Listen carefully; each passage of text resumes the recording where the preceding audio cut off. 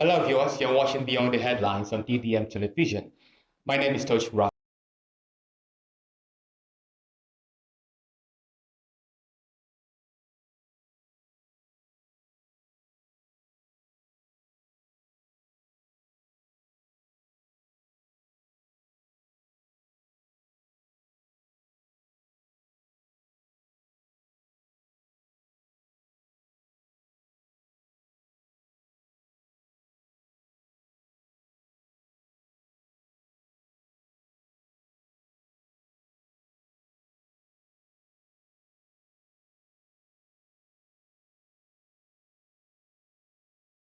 Highlights of powerful comments of these great intellectuals as regards the president's action.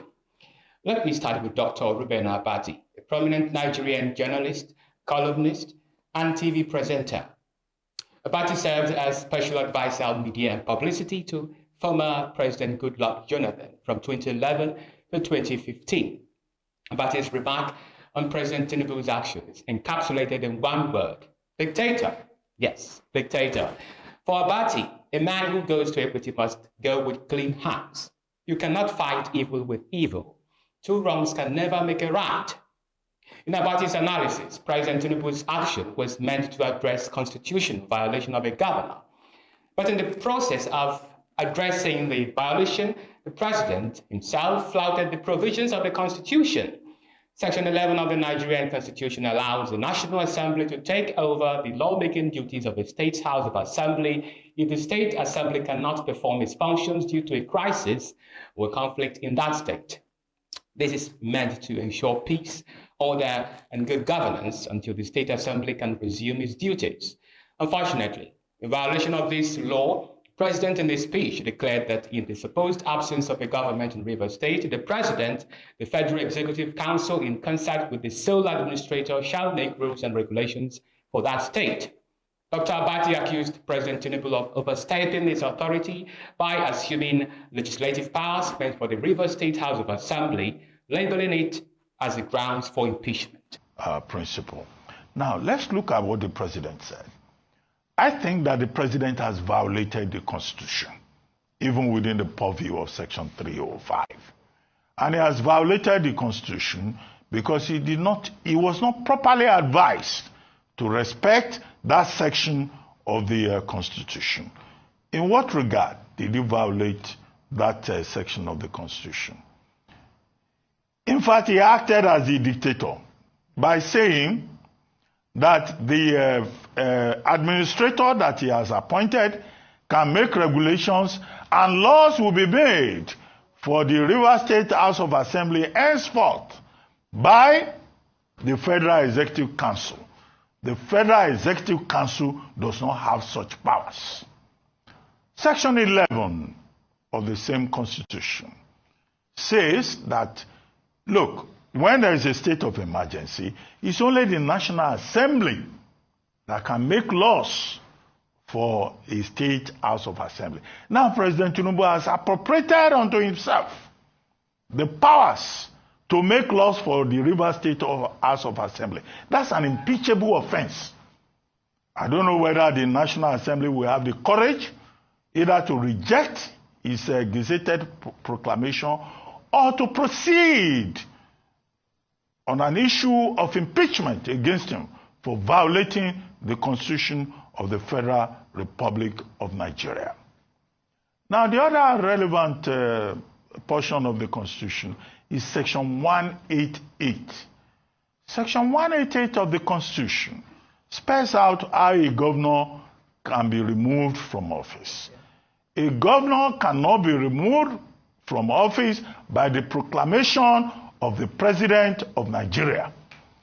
It can only be removed if there is gross misconduct, as put as an allegation by the House of Assembly, and then the CJ is advised to form a panel of reasonable people, people of distinguished qualities in the state. And if that panel now decides within the purview of Section 188 that those allegations are wrong, that puts an end to that process. The president has not followed that. He has acted unilaterally. Section 1, subsection 2 of the same constitution says that this country, called Nigeria, cannot be governed except by the provisions of the constitution. There is no provision in the 1999 constitution that says that the president of Nigeria can unilaterally remove a governor, remove the deputy governor, remove the legislature of a state. Now, moving forward, Professor Odinkalu is another powerful brain in terms of constructive attack on government corruption, especially on the judiciary. Professor Odinkalu is a renowned Nigerian human rights activist, lawyer, and academic. He has made significant contributions to the fight for justice and transparency in governance, particularly in Africa. He served as the former chairman of Nigeria's National Human Rights Commission and has been involved in various international human rights initiatives. His commentary, always unprecedented and unique. Therefore, in the context of River State saga, Professor Odinkalu raised an engrossing perspective. While Dr. Ruben Abati focused on constitutional grounds of president action, Professor Odinkalu explored the jurisprudential elements of this action. In his analysis, he asked a thought-provoking question. Can a 5-justice panel overrule a 7-justice panel? In legal jurisprudence, one key principle of judicial precedent is that a panel with fewer judges cannot overturn the decision of a larger panel within the same court hierarchy. This rule upholds the consistency, reliability, and integrity of legal judgments. The recent Supreme Court judgment regarding River State seems to have deviated from this established standard. In explaining this judicial error, the professor briefly highlighted its history. According to him, River State, as it is known today, has long been shaped by a history of legal and political maneuvering stretching back to colonial times. The 1887 exile of King Jaja of Opobo under British rule serves as a striking echo of the ongoing legal and political struggles in the region. In 1887, King Jaja was ousted through a British-led trial in Accra, Ghana. Fast forward to 2025, Governor Sim Fubara confronts a judicially crafted political challenge that jeopardizes his authority. At the heart of both events lies a struggle over resource control, allegiance, and external meddling in River State administration. The ongoing turmoil arises from a clash between Governor Fubara and his predecessor, Nyesom Wike. In December 2023, Speaker Martin Amangule led 27 members of the River State House of Assembly in defecting from PDP to APC. According to a 2015 Supreme Court ruling, lawmakers who defect risk losing their seats unless their party is fundamentally fractured. Although the Constitution mandates that defectors lose their legislative seats, the 27 lawmakers continued to function as members of the Assembly. Their defection left only 5 lawmakers loyal to Governor Fubara in the House. Allegedly, under government directives, Assembly building was demolished. Despite this, the remaining 5 lawmakers approved the 2024 appropriation bill, which Fubara subsequently enacted into law. In February 2025, Supreme Court panel consisting of 5 justices delivered a ruling in favor of the defected lawmakers, asserting that only the pro-Wike group held the authority to approve the state budget.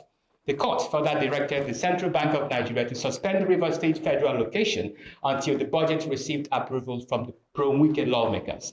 Then the professor proceeded to say that the ruling has serious constitutional implications. First is a violation of judicial precedent that a 5-justice panel cannot overrule a 7-justice panel. Second is the unconstitutional withholding of River State funds, which punishes the people of River State for a political dispute between elites.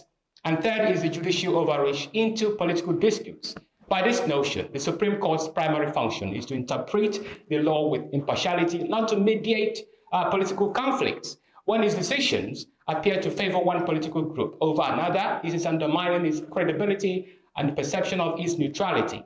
This is a powerful submission by Professor Odinkalu. Then the last, but certainly not the least in the list, is Dr. Amadi.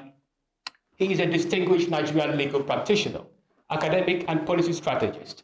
He has held various influential positions, including serving as the chairman and CEO of the Nigerian Electricity Regulatory Commission from 2010 to 2015. He is currently the director of the Abuja School of Social and Political Thoughts. In his analysis, Dr. Amadi described the whole saga as state capture and the deprivation of democracy by the president.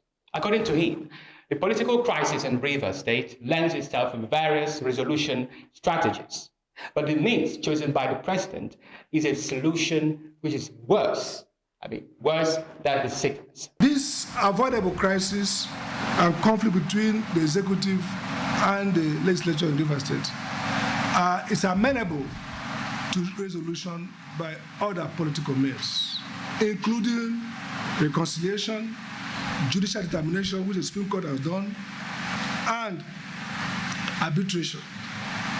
So Abuja School stand with Mr. President in condemning this crisis and conflict. But Abuja School takes a view that the solution Mr. President has proposed is worse than the sickness. Each level of democratic governance can never be abrogated. That's why the Supreme Court says you cannot dissolve local government democracy. It has violated and denied the people of Rivers State the right to choose their leaders and imposed a sole administrator. So this is a contrived emergency to capture state power. That's what it is. It's dangerous for the country because it means that if there's a conflict that has bad political outcome for Mr. President or his party, he could dissolve government and appoint a sole administrator in order to gain political advantage. You're watching Beyond the Headlines on DDM Television. If you like this video, do not hesitate to hit the like button, make your comments, and subscribe to our YouTube channel. I am Tochuk Raphael. Have a nice day. Bye-bye.